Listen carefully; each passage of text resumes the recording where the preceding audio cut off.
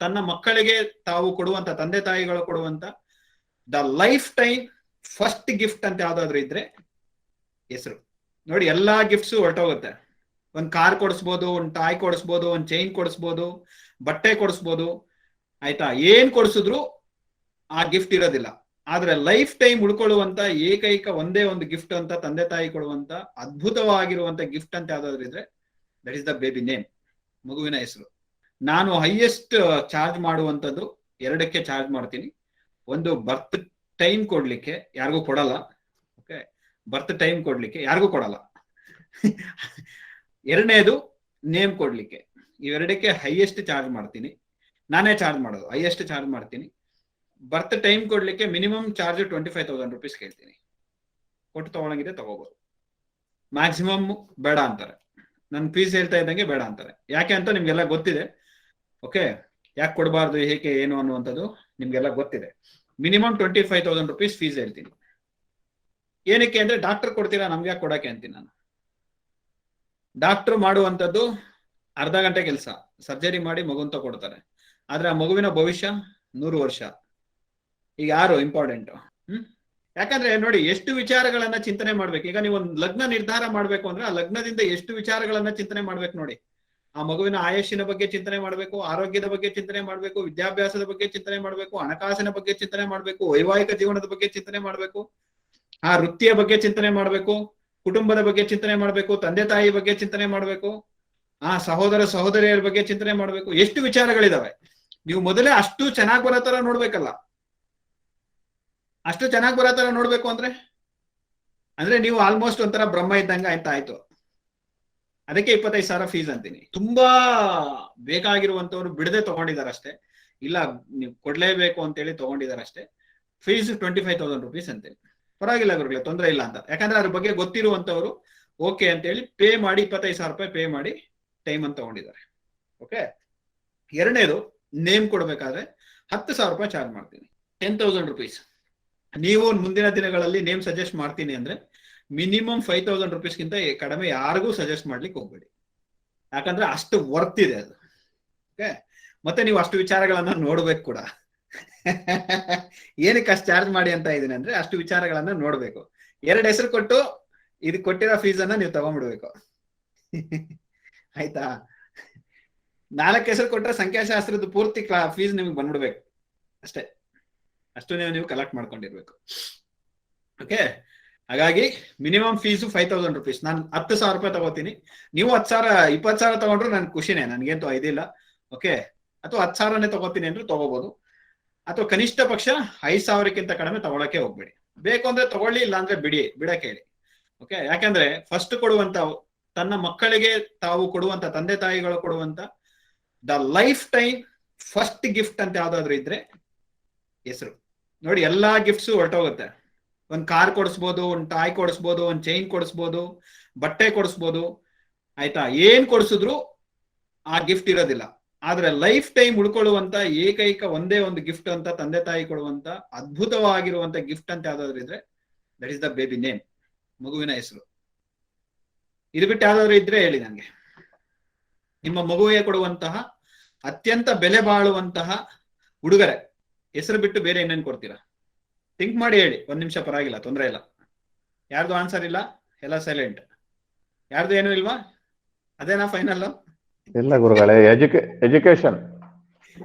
Education ನೀವು ಆಮೇಲೆ ಕೊಡುವಂತ ಗಿಫ್ಟ್ ಅದು. ದ ಫಸ್ಟ್ ಗಿಫ್ಟ್ ನಾನು ಹೇಳಿದ್ದು, ಫಸ್ಟ್ ಗಿಫ್ಟ್. ಗುರುಗಳ ಕರಿಬೇಕಾದ್ರೆ ಒಬ್ಬ ವ್ಯಕ್ತಿನ, ಯಾವ್ದೇ ಒಂದು ಪ್ರಾಣಿ ಆಗಲಿ ಏನಾದ್ರು ಕರಿಬೇಕಾದ್ರೆ ನೇಮೆ ಇಂಪಾರ್ಟೆಂಟ್. ಹುಲಿನ ಹುಲಿ ಅನ್ಬೇಕು, ಸಿಂಹನ ಸಿಂಹ ಅನ್ಬೇಕು. ಮನುಷ್ಯನಿಗೆ ಸಾವಿರಾರು ಹೆಸರು ಇರುತ್ತೆ, ಆ ಹೆಸರು ಕೊಡ್ಲೇಬೇಕು. ಅದು ಒಳ್ಳೆ ಹೆಸರು, ಅದೇ ಸಕ್ಸಸ್. ಇರ್ಬೋದು ಅಲ್ಲ, ನೀವು ಕೊಡೋ ಪ್ರಾಪರ್ಟಿ ಇರ್ಬೋದು, ಎಜುಕೇಶನ್ ಇರ್ಬೋದು, ಆಮೇಲೆ ಕೊಡುವಂತ ಮದುವೆ ಮಾಡೋದಿರ್ಬೋದು, ಅವೆಲ್ಲ ಆಮೇಲೆ ಬರುವಂತದ್ದು. ದ ಫಸ್ಟ್ ಗಿಫ್ಟ್ ಯಾವುದು ಅಂತ ನೇಮೆ. ಆ ಮಗುಗ್ ಜನ್ಮ ಕೊಟ್ಟಿದ್ದೀರಾ, ಅದೇ ಗಿಫ್ಟ್. ಆಕ್ಚುಲಿ ಅವನಿಗೆ ಮಗು ಜನ್ಮ ಕೊಟ್ಟಿದ್ದಾರೆ ಗಿಫ್ಟ್. ಬಟ್ ಆ ಜನ್ಮ ಕೊಟ್ಟಂತ ಮಗುವಿಗೆ ಫಸ್ಟ್ ಗಿಫ್ಟ್ ಯಾವುದು ಅಂದ್ರೆ that is a name. Name ಅಲ್ಲದೆ ಇನ್ನೇನು ನೀವು ಕೊಟ್ಟರೆ ಅದು ಇರೋದಿಲ್ಲ, ಉಳಿಯೋದಿಲ್ಲ. ದಟ್ ಇಸ್ ಶಾಶ್ವತವಾಗಿ ಕೊಡುವಂತಹ ಒಂದು ಅದ್ಭುತವಾಗಿರುವಂತಹ ಏನಾದ್ರು ಗಿಫ್ಟ್ ಇದ್ರೆ ಅದು ನೇಮ್ ಮಾತ್ರ. ಓಕೆ, ಲೈಫ್ ಟೈಮ್ ಕೊಟ್ಟಂತ ಗಿಫ್ಟ್ಗಳಲ್ಲಿ ಲೈಫ್ ಟೈಮ್ ಉಳ್ಕೊಳ್ಳುವಂತದ್ದು ಯಾವ್ದಾದ್ರು ಇದ್ರೆ ಅದು ನೇಮ್ ಮಾತ್ರ. ಓಕೆ, ಹಾಗಾಗಿ ನೀವು ಇದೇ ಪಾಯಿಂಟ್ ಅನ್ನ ಹೇಳಿ. ನಾನು ನಿಮ್ಗೆಲ್ಲ ಏನ್ ಪಾಯಿಂಟ್ ಹೇಳಿದೆ, ನೀವು ಲೈಫ್ ಟೈಮ್ ಅಲ್ಲಿ ಕೊಡೋದು ಒಂದ್ಸರಿ ಗಿಫ್ಟ್ ಇದು ಚೆನ್ನಾಗಿರೋದನ್ನ ಕೊಡಿ, ಯಾಕೆ ಆತರ ಈ ತರ ಇದ್ ಮಾಡ್ತೀರಾ, ಇದ್ರಲ್ಲಿ ಚೌಕಾಸಿ ಯಾಕೆ ಮಾಡ್ತೀರಾ, 10,000 ಕೊಡಿ ಅಂತ ಕೇಳಿ, ಕೊಡ್ತಾರೆ, ಕಣ್ ಮುಚ್ಕೊಂಡ್ ಕೊಡ್ತಾರೆ. ನೀವು ಹೇಳೋ ವಿಧಾನದ ಮೇಲೆ ಇರುತ್ತೆ ಅಷ್ಟೇ. ನನಗೆ ಅಪ್ರೋಚ್ ಮಾಡಿದವ್ರು ಇಲ್ಲಿವರೆಗೂ ಯಾರು ಇಲ್ಲ ಅಂತಾನೆ ಹೇಳಿಲ್ಲ. ಎಲ್ರು ಓಕೆ ಗುರುಗಳು ಆಯ್ತು ಕೊಡ್ತೀವಿ ಮಾಡಿ ಗುರುಗಳೇ ಅಂತಾನೆ ಹೇಳಿದ್ದಾರೆ. 100 ಹೆಸರುಗಳನ್ನ ಕೊಟ್ಟಿದ್ದೀನಿ. ಓಕೆ, ಹಾಗಾಗಿ ಎಲ್ರು ಕೂಡ ನಾನು ಅಪ್ರೋಚ್ ಮಾಡಿದೆ, ನಾನು ಡೈರೆಕ್ಟ್ ಅಪ್ರೋಚ್ ಮಾಡಿದೆ, ನಾನು ಹಿಂಗೆ ಹೇಳ್ತೀನಿ, ಫಸ್ಟ್ ಗಿಫ್ಟ್ ಯಾವ್ದು ಕೊಡ್ತೀರಾ ನೀವು, ಲೈಫ್ ಟೈಮ್ ಇರ್ಬೇಕಲ್ವಾ, ಹಾಗಾಗಿ ದ ಬೆಸ್ಟ್ ನೇಮ್ ಕೊಡಿ ಅಂತ ಹೇಳ್ತೀನಿ. ನೋಡಿ, ಬೇಕಾದ್ರೆ ಬಟ್ಟೆ ಚೇಂಜ್ ಮಾಡ್ಬೋದು ಅಲ್ವಾ, ಮಗು ಬೇಕಾದ್ರೆ ಬಟ್ಟೆ ಚೇಂಜ್ ಮಾಡ್ಬೋದು, 10 ಜೊತೆ ಬಟ್ಟೆ ಕೊಡ್ಸಿ, ಈ ಬಟ್ಟೆ ಚೆನ್ನಾಗಿಲ್ಲ ಆ ಬಟ್ಟೆ ಚೆನ್ನಾಗಿಲ್ಲ ಅಂತ, ಆಯ್ತಾ, 10 ಉಂಗ್ರ ಚೇಂಜ್ ಮಾಡಿಸಿ, 10 ಚೇಂಜ್ ಮಾಡಿಸಿ, ಕಾಲ್ ಗೆಜ್ಜೆ ಚೇಂಜ್ ಮಾಡಿಸಿ, ಏನ್ ಬೇಕಾದ್ರೂ ಚೇಂಜ್ ಮಾಡ್ಬೋದು, ಆದ್ರೆ ಹೆಸರನ್ನ ಒನ್ ಟೈಮ್, ಆಯ್ತಾ. ಆಮೇಲೆ ಬೇಕಾದ್ರೆ ನೋಟ್ರಿ ಮಾಡಿಸಿ ಅದು ಇದು ಹೆಸರು ಚೆನ್ನಾಗಿಲ್ಲ ಅಂತ ಹೇಳಿ ನೇಮ್ ಕರೆಕ್ಷನ್ ಮಾಡ್ಕೊಳ್ಳೋದಿದೆ ಆಯ್ತಾ, ಅದೆಲ್ಲ ಆಮೇಲೆ ಆಗುವಂತದ್ದು, ಅದಕ್ಕೆ ಮತ್ತೆ ಪ್ರೊಸೀಜರ್ಸ್ ಅದು ಇದು ಅಂತಿದೆ. ಬಟ್ ತಂದೆ ತಾಯಿ ಕೊಡುವಂತ ಒಂದು ಅದ್ಭುತವಾಗಿರೋ ಗಿಫ್ಟ್ ನೇಮ್. ಓಕೆ, ಹಾಗಾಗಿ name is the first gift and best gift ಆಗಿರ್ಬೇಕದು. ಅದನ್ನ ನೋಡ್ಲಿಕ್ಕೆ ಏನೇನ್ ಬೇಕು, ಹೇಗೆ ಏನೇನ್ ನೋಡ್ಬೋದು, ಹೇಗೆ ಏನು ಅಂತೇಳಿ ಚಿಂತನೆಯನ್ನ ಮಾಡ್ತಕ್ಕಂಥದ್ದೇ ನೇಮಾಲಜಿ. ಈ ನೇಮಾಲಜಿಯನ್ನ ನಾವು ಎರಡು ವಿಚಾರಗಳಿಂದ ಇದರ ನೇಮನ್ನ ತಗೋತೀವಿ. 2 ವಿಚಾರಗಳು ಯಾವುದು, ಒಂದು ಜ್ಯೋತಿಷ್ಯ, ಇನ್ನೊಂದು ಸಂಖ್ಯಾಶಾಸ್ತ್ರ. ಎರಡನ್ನೂ ಕೂಡ ಬ್ಯಾಲೆನ್ಸ್ ಮಾಡಿ ನೇಮನ್ನ ಸಜೆಸ್ಟ್ ಮಾಡೋದಿದೆಯಲ್ಲ, ಆ ನೇಮನ್ನ ಸಜೆಸ್ಟ್ ಮಾಡಿದ್ರೆ ಆ ನೇಮ್ ತುಂಬಾ ಚೆನ್ನಾಗಿ ವರ್ಕ್ ಆಗತ್ತೆ. ನನ್ನ ಅನುಭವದ ಪ್ರಕಾರ ಜ್ಯೋತಿಷ್ಯ ಸಂಖ್ಯಾಶಾಸ್ತ್ರ ಎರಡನ್ನೂ ಕೂಡ ಮಿಕ್ಸ್ ಮಾಡಿ ಹೆಸರನ್ನ ಕೊಡ್ಬೇಕು. ಎರಡೂ ಮಿಕ್ಸ್ ಮಾಡಿ ಹೆಸರನ್ನ ಕೊಟ್ರೆ ಎಷ್ಟು ಅದ್ಭುತವಾಗಿರುತ್ತೆ ಅಂದ್ರೆ ತುಂಬಾ ಚೆನ್ನಾಗಿ ಅವರಿಗೆ ಫಲಗಳನ್ನ ಕೊಡುತ್ತೆ. ಓಕೆ, ಹಾಗಾಗಿ ಅದನ್ನ ನಾವು ಹೇಗೆ ಚಿಂತನೆಯನ್ನ ಮಾಡೋದು, ಹಾಗಾಗಿ ಏನೇನ್ ಕೊಡ್ಬೋದು, ಅದಕ್ಕೆ ಏನು ಯಾವ ತರ ನೋಡ್ಬೇಕು ಅನ್ನುವಂಥದ್ದೇ ನಮ್ಮ ಇವತ್ತಿನ ನೇಮಾಲಜಿ. ದ ಫಸ್ಟ್, ಯಾವುದೇ ಮಗುವಿಗೆ ಹೆಸರನ್ನ ಕೊಡ್ಬೇಕಾದ್ರೆ ಆಯ್ತಾ, ಫಸ್ಟ್ ನೀವು ಡಿಸೈಡ್ ಮಾಡ್ಬೇಕಾಗಿರೋದು ಏನು ಅಂದ್ರೆ, ಆ ಮಗುವಿಗೆ ಯಾವ ನಕ್ಷತ್ರದಿಂದ ಹೆಸರನ್ನ ಕೊಡ್ಬೇಕು ಅಂತ. ಸೆಕೆಂಡ್ ಒನ್, ಆ ತಂದೆ ತಾಯಿಗೆ ಒಂದು ಆಸೆ ಇರುತ್ತೆ ಈ ತರ ಹೆಸರು ಇಡಬೇಕು ಅಂತ, ಏನು ಹೆಸರಿದೆ ಅಂತ ಫಸ್ಟ್ ಕೇಳ್ಕೋಬೇಕು. ಆಮೇಲೆ ಯಾವ ನಕ್ಷತ್ರದಿಂದ ಹೆಸರಿಡಬೇಕು ಅಂತ ಕೇಳ್ಕೋಬೇಕು, ಅಲ್ಲ ನೀವು ನೋಡ್ಕೋಬೇಕು. ಎರಡನೇದು ತಂದೆ ತಾಯಿಗಳನ್ನ ಕೇಳ್ಕೋಬೇಕು. ಅಂಡ್ ಥರ್ಡ್ ಒನ್ ಜಾತಕದಲ್ಲಿ ಏನು ದೋಷಗಳಿದೆಯೋ ಅಥವಾ ಏನು ತೊಂದರೆಗಳಿದೆಯೋ ಅದು ನಿವಾರಣೆ ಆಗುವಂತೆ ಆ ಮಗುವಿಗೆ ಹೆಸರನ್ನ ಕೊಡಬೇಕು. ನೀವು ಹೆಸರನ್ನ ಚೂಸ್ ಮಾಡುವಂಥದ್ದು, ಯಾವ ತರ ಹೆಸರನ್ನ ಚೂಸ್ ಮಾಡ್ತೀರಾ ಅಂತ, ಹೆಸರನ್ನ ಹೇಗೆ ಚೂಸ್ ಮಾಡ್ತೀರಾ ಅನ್ನೋದು ಇಂಪಾರ್ಟೆಂಟ್ ಆಗುತ್ತೆ. ಫಸ್ಟ್ ಒನ್ ಈಸ್ ನಕ್ಷತ್ರ ತಿಳ್ಕೊಬೇಕು, ನಕ್ಷತ್ರ ಯಾವ ನಕ್ಷತ್ರದಿಂದ ಹೆಸರು ಕೊಡ್ಬೇಕು ಅಂತ. ಎರಡನೇದು ಅವ್ರಿಗೆ ಯಾವ್ದಾದ್ರು ಫೇವರೇಟ್ ನೇಮ್ ಇದ್ರೆ ಅಥವಾ ಸರ್ ನೇಮ್ ಇದ್ರೆ ಅಥವಾ ಕುಟುಂಬದ ಹೆಸರಿದ್ರೆ ಅಥವಾ ಈ ತರ ಹೆಸರಿಡ್ಬೇಕು ಅಂತ ಅನ್ಕೊಂಡಿದ್ರೆ ಅದನ್ನ ತಿಳ್ಕೊಬೇಕು. ಮೂರನೇದು, ಆ ಮಗುವಿನ ಜಾತಕದ ರೀತಿಯಾಗಿ ಆಯ್ತಾ ಏನಾದ್ರು ದೋಷಗಳಿದ್ರೆ ಅದು ನಿವಾರಣೆ, ಅಂದ್ರೆ ಅದಕ್ಕೆ ಆ ದೋಷ ನಿವಾರಣೆ ಆಗೋ ತರ, ಅಥವಾ ಈಗ ಫಾರ್ ಎಕ್ಸಾಂಪಲ್ ಎಜುಕೇಶನ್ಗೆ ಮಗು ಎಜುಕೇಶನ್ ಇಲ್ಲ ಜಾತಕದಲ್ಲಿ, ಅಥವಾ ಮಗುವಿಗೆ ಫೈನಾನ್ಸ್ ಇಲ್ಲ, ಒಳ್ಳೆ ಉದ್ಯೋಗ ಇಲ್ಲ, ಅದಕ್ಕೆ ಪೂರಕವಾಗಿರುವಂತಹ ಹೆಸರನ್ನ ಕೊಡ್ಬೇಕಾಗತ್ತೆ. ಓಕೆ, ಆ ತರದ ಹೆಸರನ್ನ ಕೊಟ್ರೆ ಕ್ಲಿಕ್ ಆಗುತ್ತೆ. ಅಂಡ್ ನೆಕ್ಸ್ಟ್ ಒನ್, ಹೆಸರಲ್ಲಿ ನೆಗೆಟಿವ್ ವೈಬ್ರೇಷನ್ಸ್ ಇರಬಾರ್ದು. ನೆಗೆಟಿವ್ ವೈಬ್ರೇಷನ್ಸ್, ಹೇಗೆ ನೆಗೆಟಿವ್ ವೈಬ್ರೇಷನ್ ನೋಡೋದು ನಾನು ಹೇಳ್ತೀನಿ. ನೆಗೆಟಿವ್ ವೈಬ್ರೇಷನ್ ಅನ್ನ ಇಲ್ಲದೆ ಇರೋ ತರ ನೇಮ್ ಅನ್ನ ಸೆಲೆಕ್ಟ್ ಮಾಡಬೇಕು. ಅಂಡ್ ಫಿಫ್ತ್ ಒನ್, ಹೆಸರನ್ನ ಸೆಲೆಕ್ಟ್ ಮಾಡ್ತೀವಲ್ಲ ಆ ಹೆಸರು ಇಸ್ ಟೋಟಲ್, ಅದು ಹೆಸರನ್ನ ಕೌಂಟ್ ಮಾಡಿದ್ರೆ ಅದರ ಡ್ರೈವರ್ ನಂಬರ್ ಕಂಡಕ್ಟರ್ ನಂಬರ್ಗೆ ಅದು ಮ್ಯಾಚ್ ಆಗೋ ತರ ಇರಬೇಕು. ಡ್ರೈವರ್ ಕಂಡಕ್ಟರ್ ನಂಬರ್ಗೆ ಮ್ಯಾಚ್ ಆಗೋ ತರ ಇರಬೇಕು. ಇದು ಇಷ್ಟು ಒಂದು ನೇಮನ್ನ ಸೆಲೆಕ್ಟ್ ಮಾಡಬೇಕಾದ್ರೆ ನಾವು ತಗೋಬೇಕಾಗಿರ್ತಕ್ಕಂತಹ ಮುಂಜಾಗ್ರತಾ ಕ್ರಮಗಳು. ಓಕೆ, ಹೇಳಿ, ಈಗ ಜನ್ಮ ನಕ್ಷತ್ರಕ್ಕೆ ಹೆಸರನ್ನ ಇಡಬೇಕಾ? ನನ್ನ ಪ್ರಶ್ನೆ, ಇದಕ್ಕೆ ಆನ್ಸರ್ ಮಾಡಬೇಕು. ಸನತ್ ಕುಮಾರ್ ಅವ್ರನ್ನ ಬಿಟ್ಟು, ಗಣೇಶ್ ರಾವ್ ಅವರು ಬಿಟ್ಟು ಇನ್ನೆಲ್ಲ ಮೀಟ್ ಮಾಡ್ಕೊಂಡಿದ್ದೀರಿ. ಶ್ಯಾಮ್ ಅವರೇ ಹ್ಯಾಂಡ್ ರೈಸ್ ಮಾಡಿದಿರಿ, ಕ್ಲೋಸ್ ಮಾಡಿ. ಜನ್ಮ ನಕ್ಷತ್ರಕ್ಕೆ ಹೆಸರನ್ನ ಇಡಬೇಕಾ? ಅಗತ್ಯ ಅಂತ ಇಲ್ಲ. ಬೇರೆಯವರು? ನಕ್ಷತ್ರದ ಸ್ಟಾರ್ಟಿಂಗ್ ನಂಬರ್, ಆ ನಕ್ಷತ್ರಕ್ಕೆ ಒಂದು ಸ್ಟಾರ್ಟ್ ನಂಬರ್ ಇದಿರ್ತದೆ ಹೆಸರು. ಅರ್ಥ ಆಗ್ಲಿಲ್ಲ ಗಣೇಶ್ ರಾವ್ ಅವರೇ. ನಕ್ಷತ್ರಕ್ಕೆ ಒಂದು ಪದ ಇರ್ತದಲ್ಲ ಪ್ರತಿ ನಕ್ಷತ್ರಕ್ಕೆ. ನಕ್ಷತ್ರ ನಾಮಾಕ್ಷರ ಅಂತ ಕರಿತೀವಿ. ನಕ್ಷತ್ರ ನಾಮಾಕ್ಷರ, ಅಲ್ಲಿಂದ ಅದಕ್ಕೆ ಹೆಸರಿಡ್ಬೇಕಾ ಅಂತ, ಈಗ ಅದೇ ಅಕ್ಷರಕ್ಕೆ ಇಡ್ಬೇಕಾ ಅಂತ ನಾನು ಕೇಳ್ತಾ ಇರೋದು. ಹೌದು. ನಿಮ್ಮ ಜನ್ಮ ನಕ್ಷತ್ರಕ್ಕೆ ನಿಮ್ಮ ಹೆಸರಿದ್ಯಾ? ಅಲ್ಲ, ಫಸ್ಟ್ ನಿಮ್ಗೆ ಕೇಳ್ತೀನಿ, ನಿಮ್ಮ ಜನ್ಮ ನಕ್ಷತ್ರಕ್ಕೆ ನಿಮ್ಗೆ ಹೆಸರಿಟ್ಟಿದಾರಾ ಅಂತ. ಇಲ್ಲ. ಇಲ್ಲ, ಮತ್ತೆ ಅವಶ್ಯಕತೆ ಏನು? ಹಾಗಾದ್ರೆ ನಿಮ್ ತಂದೆಯವರು ಬುದ್ಧಿವಂತರಿದ್ರು ಅಂತ ಆಯ್ತು. ಹಾಗಾದ್ರೆ ಅಲ್ಲೇ ಗೊತ್ತಾಗತ್ತೆ ತಂದೆಯವರು ಬುದ್ಧಿವಂತರಿದ್ರು ಅಂತ ಅರ್ಥ. ಅದು ಬೇರೆಯವರು ಯಾರು ಆನ್ಸರ್ ಮಾಡ್ತಾ ಇಲ್ಲ. ಹೇಳಿ ವಿಶ್ವನಾಥ ಏನವ್ರೆ. ಗುರುಜಿ ನೀವೇ ಹೇಳಿದ್ರ ಇಡಬಾರ್ದು ಅಂತ. ನಾನೇ ಹೇಳಿದಿನಾ? ಓಕೆ. ನಮ್ಮ ನೋಡಿ, ಏನಕ್ಕೆ ಏನು ಅಂದ್ರೆ ಜನ್ಮ ನಕ್ಷತ್ರಕ್ಕೆ ಹೆಸರಿಡುವಂತ ಪದ್ಧತಿ ಏನಕ್ಕೋಸ್ಕರ ಬಂತು ಅಂತ ಒಂದೇ ಒಂದು ರೀಸನ್. ಅದಕ್ಕೆ ಒಂದೇ ರೀಸನ್, ಎರಡನೇ ರೀಸನ್ ಇಲ್ವೇ ಇಲ್ಲ.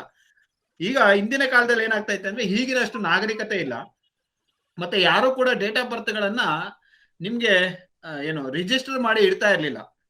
ಓಕೆ, ಹಿಂದಿನ ಕಾಲದಲ್ಲಿ ಏನಾಗ್ತಾ ಇತ್ತು, ಮಗು ಹುಟ್ಟಿದೆ ಅಂದ್ರೆ ಬೆಳಗ್ಗೆ ಹೋಗ್ತಾ ಇದ್ರು, ಊರಲ್ಲಿ ಯಾರೋ ಒಬ್ರು ಜ್ಯೋತಿಷಿಗಳು ಇರ್ತಾ ಇದ್ರು, ಇಲ್ಲ ಪುರೋಹಿತರು ಇರ್ತಾ ಇದ್ರು, ಸ್ವಾಮಿ ನನ್ನ ಮಗಳಿಗೆ ಮಗುವಾಗಿದೆ, ಅಥವಾ ಸೊಸೆಗೆ ಮಗುವಾಗಿದೆ, ನನ್ನ ಹೆಂಡತಿಗೆ ಮಗುವಾಗಿದೆ, ಅಥವಾ ಹೋಗ್ತಾ ಇದ್ರು ನನ್ನ ತಂಗಿಗೆ ಮಗುವಾಗಿದೆ, ಅಕ್ಕನಿಗೆ ಮಗುವಾಗಿದೆ ಅಂತೇಳಿ ಜ್ಯೋತಿಷಿಗಳ ಹತ್ರ ಹೋಗ್ತಾ ಇದ್ರು, ನೋಡಿ ಅಂತ ಕೇಳ್ತಾ ಇದ್ರು.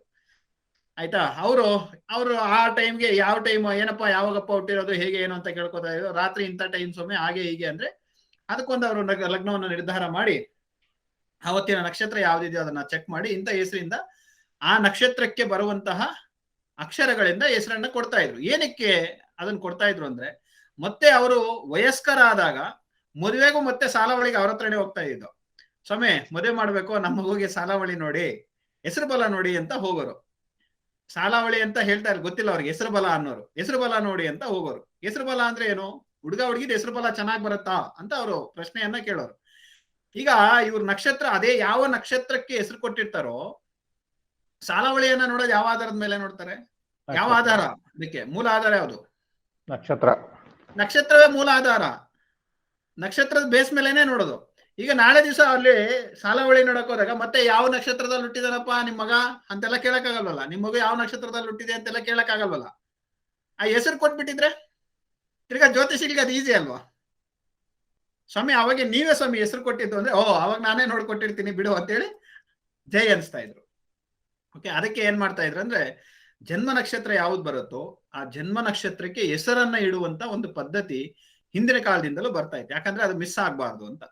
ಇದು ಮ್ಯಾಕ್ಸಿಮಮ್ ನಡೀತಾ ಇದ್ದಂತಹ ಒಂದು ಕೆಲಸ. ಎರಡೇದು, ಕೆಲವರೆಲ್ಲ ಹಾಗೆ ಏನೋ ಅವರ ಕುಲದ ನಾಮಗಳನ್ನ ಅಥವಾ ಅವ್ರದ್ದೇನೋ ದೇವರ ಹೆಸರನ್ನ, ಮನೆ ದೇವರ ಹೆಸರನ್ನ, ಅಥವಾ ಇಷ್ಟ ದೇವತಾ ಹೆಸರುಗಳನ್ನ, ಅಥವಾ ತಾತನ ಹೆಸರು, ಅಜ್ಜಿ ಹೆಸರು ಅಂತೆಲ್ಲ ಈ ತರ ಇಟ್ಕೊಳ್ತಾ ಇದ್ರು. ಅಲ್ಲಿ ಅವ್ರು ಯಾವುದೇ ರೀತಿಯಾಗಿರ್ತಕ್ಕಂಥ ಪಂಚಾಂಗವನ್ನ ನೋಡಿಸುವಂಥದ್ದು ಅದೇನು ಮಾಡ್ತಾ ಇರ್ಲಿಲ್ಲ. ಅದಕ್ಕೆ ಏನ್ ಬಂತು ಅಂದ್ರೆ ಜನ್ಮನಾಮ, ರೂಢಿನಾಮ ಅಂತ ಎರಡು ಬಂತು. ಆಯ್ತಾ? ಜನ್ಮನಾಮ ಅನ್ನೋದೇ ಅಂತದ್ದು ಯಾವುದು? ಅವನು ಹುಟ್ಟಿದಾಗ ನಕ್ಷತ್ರವನ್ನ ನೋಡಿ ಇಟ್ಟಿರುವಂತದ್ದು ಜನ್ಮನಾಮ.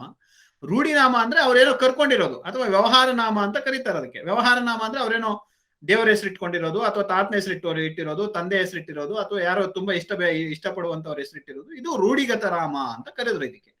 ಹಾಗಾಗಿ ಎರಡು ಹೆಸರುಗಳು ಚಾಲ್ತಿಯಲ್ಲಿರುತ್ತೆ ಯಾವಾಗ್ಲೂ. ಒಂದು ಜನ್ಮನಾಮ, ಅದು ನಕ್ಷತ್ರಕ್ಕೆ ನೋಡಿ ಇರುವಂತದ್ದು. ಇನ್ನೊಂದು ರೂಢಿಗತ ನಾಮ ಅಥವಾ ವ್ಯವಹಾರ ನಾಮ ಅಂತ ಕರಿತೀವಿ. ಈ ವ್ಯವಹಾರ ನಾಮವು ಕೂಡ ಇಟ್ಕೋಬಹುದು ಅಂತ. ಓಕೆ, ಆಮೇಲೆ ಈ ಹೆಸರುಗಳನ್ನ ಏನಕ್ಕೆ, ನನ್ನ ಪ್ರಕಾರ ಏನಕ್ಕೆ ಇಡಬಾರ್ದು ಅಂತ ನಾನು ಹೇಳ್ತೀನಿ. ಅಂದ್ರೆ ಫಸ್ಟ್ ಆಫ್ ಆಲ್ ಜನ್ಮ ನಕ್ಷತ್ರ ಏನಾಗತ್ತೆ? ತಾರಾಬಲದ ರೀತಿಯಾಗಿ ಜನ್ಮ ನಕ್ಷತ್ರ ಏನಾಗತ್ತೆ? ಏನು ಜನ್ಮ ನಕ್ಷತ್ರ ಏನಾಗತ್ತೆ? ನೋಟ್ಸ್ ತೆಗಿಬೇಕಾ? ಹೌದು. ಜನ್ಮ ತಾರೆ ಆಗತ್ತೆ ಜನ್ಮ ನಕ್ಷತ್ರ. ಜನ್ಮ ತಾರೆ ಶುಭನಾ? ಇಲ್ಲ, ಜನ್ಮ ತಾರೆ ಶುಭ ಅಲ್ಲ. ಓಕೆ, ಜನ್ಮ ತಾರೆಯನ್ನ ಏನಂತ ಕೇಳಿದ್ರೆ ಬಾಧಕ ತಾರೆ ಅಂತ ಕೂಡ ಕರೆಯುವಂತದ್ದಿದೆ. ಅದನ್ನ ಜನ್ಮ ತಾರೆಯನ್ನ ಬಾಧೆ ಕೊಡುತ್ತದು. ಯಾಕಂದ್ರೆ ಹುಟ್ಟಬೇಕಾದ್ರೆ ಬಾಧೆ ಇಟ್ಕೊಂಡು ಬಾಧೆ ಪಟ್ಟೆ ಹುಟ್ಟಿರೋದು, ಅಳ್ತಾ ಹುಟ್ಟಿರೋದು, ಹುಟ್ಟಿದಾದ್ಮೇಲೆ ಹತ್ತಿರೋದು. ಅದಕ್ಕೆ ಅದನ್ನ ಆ ತಾರೆಯನ್ನ ಏನಂತ ಕರಿತೀವಿ? ಬಾಧಕ ತಾರೆ, ಅಥವಾ ಬಾಧೆ ಕೊಡುವಂಥದ್ದು. ಜನ್ಮ ತಾರೆಯನ್ನ ಅದಕ್ಕೆ ಶುಭ ಅಲ್ಲ ಅಂತ ಹೇಳೋದು. ಯಾವುದೇ ಶುಭ ಕಾರ್ಯಗಳಿಗೆ ಜನ್ಮ ತಾರೆಯನ್ನ ಯೂಸ್ ಮಾಡಬೇಡಿ ಅಂತ ಏನಕ್ಕೆ ಹೇಳ್ತಾರಂದ್ರೆ ಅದು ಬಾಧೆ ಕೊಡುತ್ತೆ. ಓಕೆ, ಹಾಗಾಗಿ ಜನ್ಮ ತಾರೆಯನ್ನ ಬಳಕೆ ಮಾಡಬಾರ್ದು ಅಂತ ಹೇಳುವಂಥದ್ದು. ಈಗ ಅದೇ ಹೆಸರಿಗೆ, ಅದೇ ತಾರೆಗೆ, ಅದೇ ನಕ್ಷತ್ರಕ್ಕೆ ನಾವು ಹೆಸರನ್ನ ಇಟ್ಕೊಂಡ್ರೆ ಏನಾಗತ್ತೆ? ಬಾಧೆಗಳು ಕಟ್ಟಿಟ್ಟ ಬುತ್ತಿ ಅನ್ನುವಂಥದ್ದು ಮೊದಲೇ ಬಂದ್ಬಿಡತ್ತೆ. ಓಕೆ, ಈಗೇನ್ ಮಾಡ್ಬೇಕು ಅಂದ್ರೆ, ಆಯ್ತಾ, ದ ಬೆಸ್ಟ್ ಯಾವ್ದನ್ನ ತಗೋಬೇಕು ಹೆಸರನ್ನ ಅಂದ್ರೆ, ಆ ಮಗುವಿನ ಜಾತಕವನ್ನ ನೋಡಿ